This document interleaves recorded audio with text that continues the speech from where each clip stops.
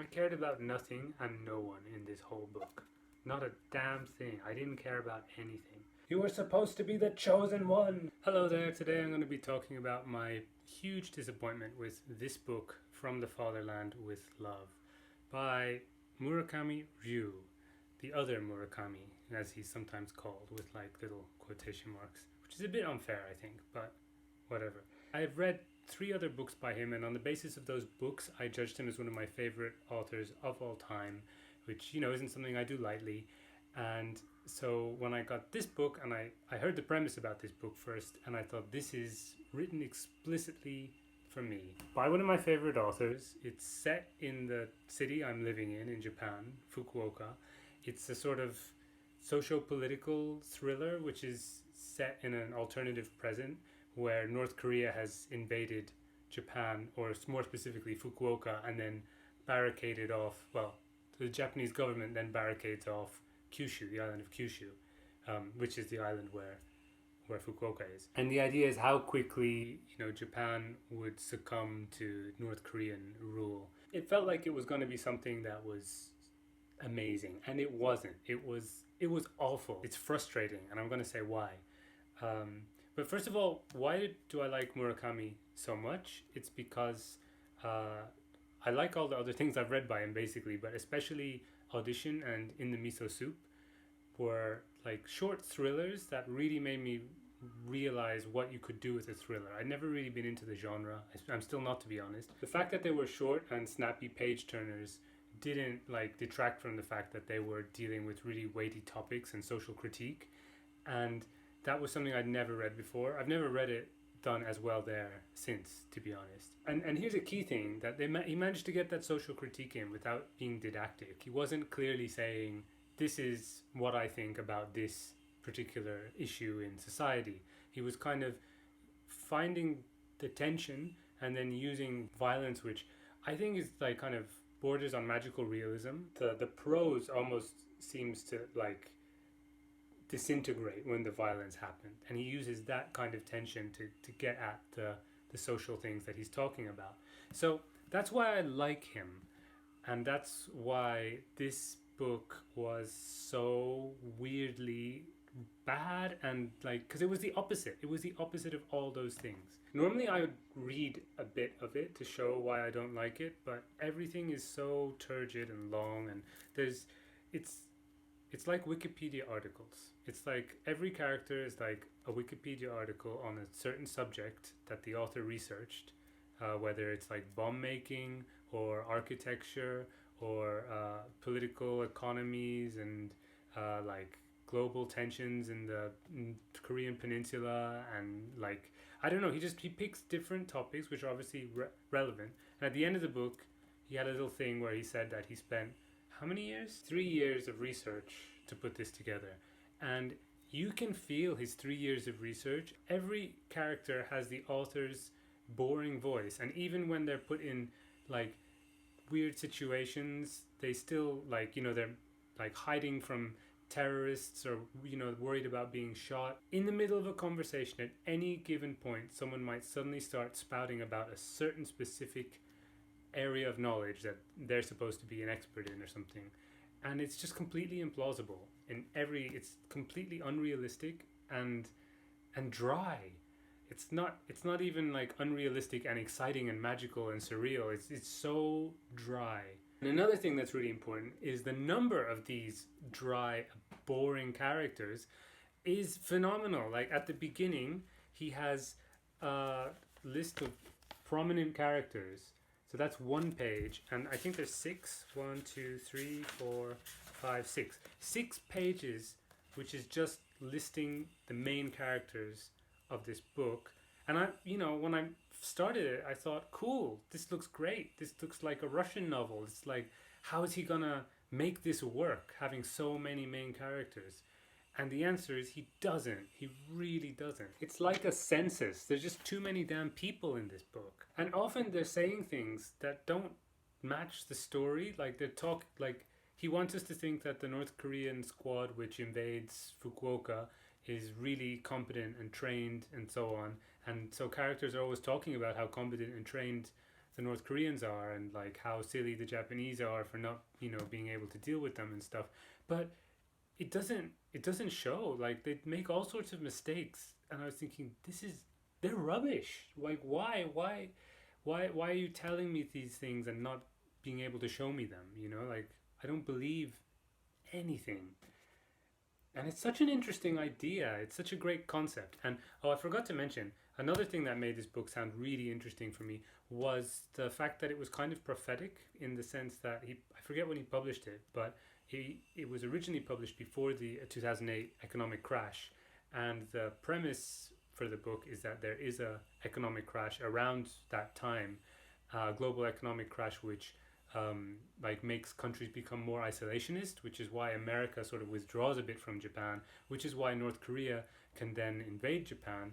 And then, of course, also we had recently the missile crisis with North Korea, which was, of course, something which happened independently of this novel. So it seemed really like he had foreseen some important global events, and that he had fictionalized them, but we could read them here before they actually happened. And that was just so exciting and interesting for me, even after the fact of them happening. Like, I don't know, I was so hyped for this. I was really hyped for this. I wish I could also blame it on the translation, like, because it's in English.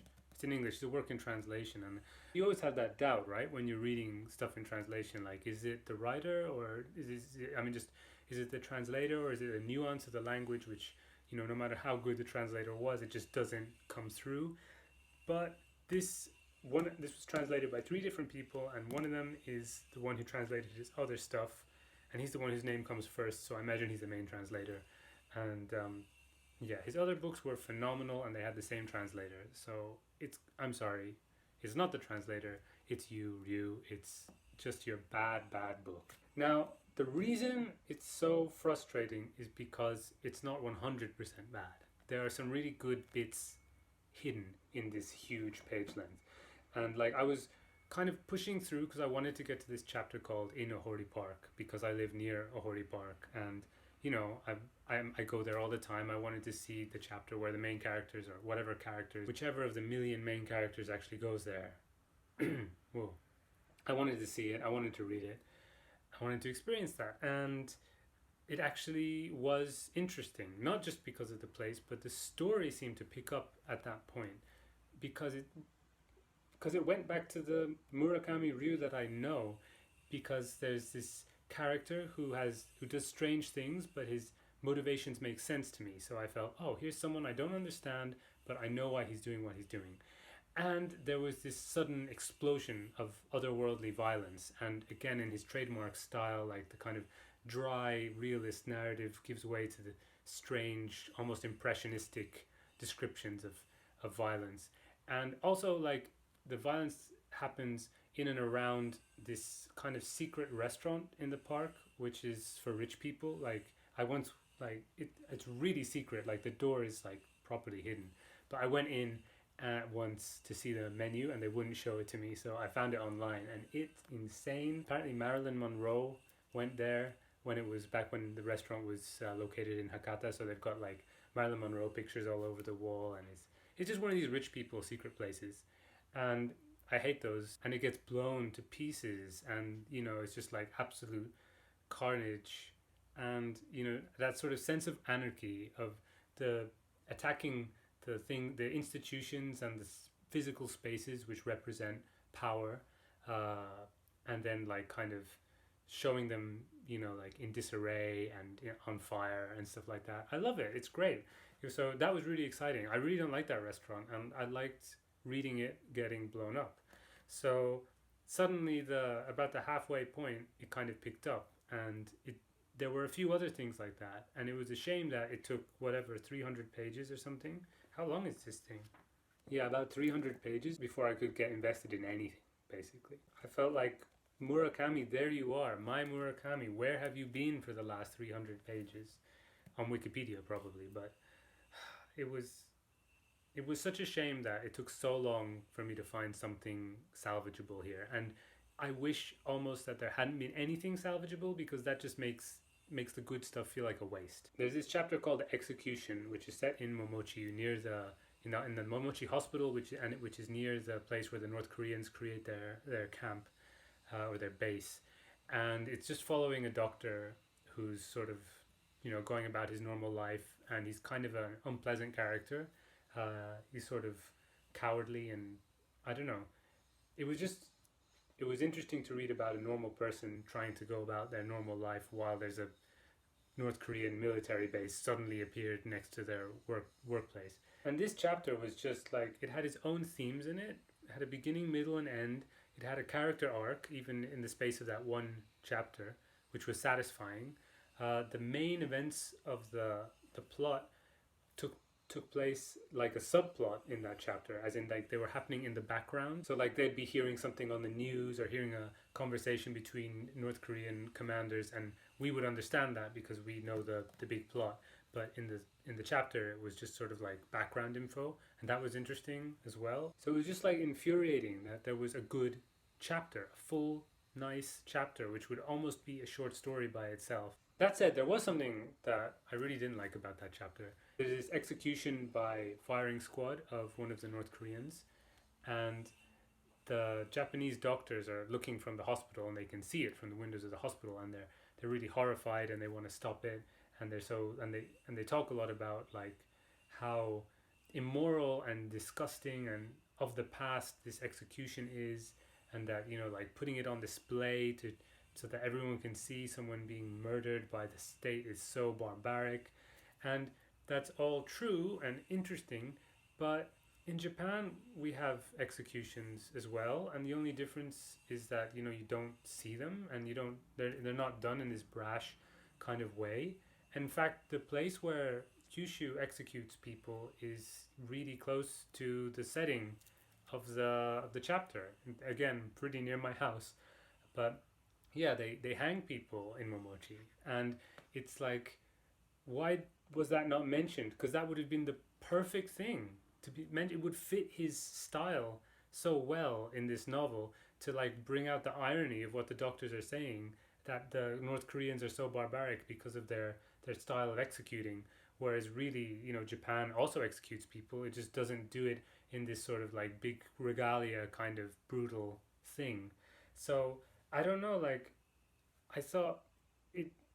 Are they meant to seem hypocritical? I don't think so. I think that either Murakami just wasn't brave enough to really go there and criticize that aspect of Japanese society, or it was just bad research. His whole thing seems to be like, look how well I researched this, and there were a bunch of things that jumped out, which I thought, that's not, you could have figured that out if you lived in Fukuoka.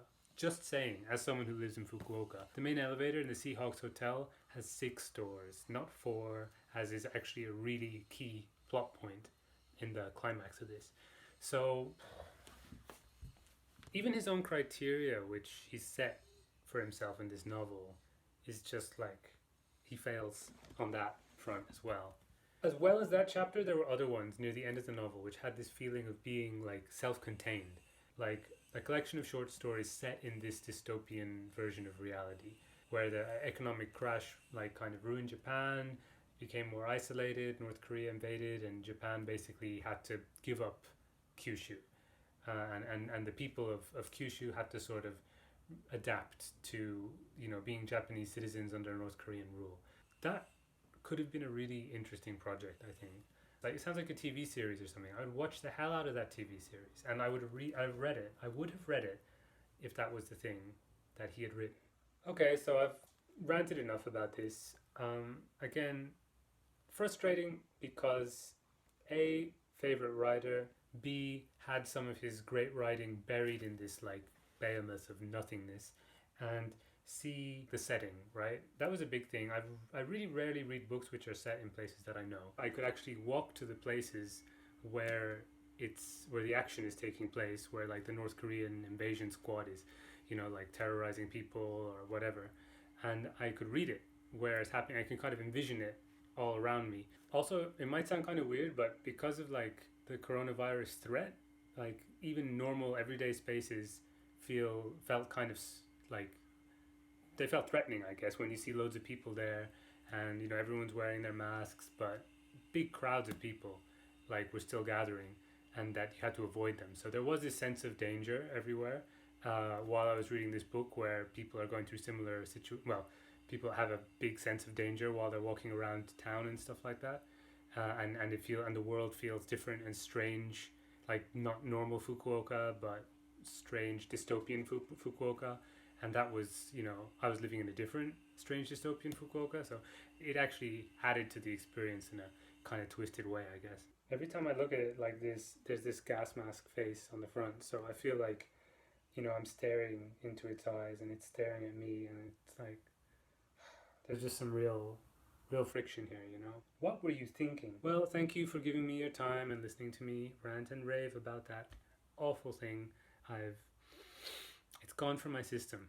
It's gone. I'm never going to have to read that book again. And yeah, it's a shame that it takes up so much damn shelf space, of which, I am in limited supply of. Anyway, yeah, bye bye.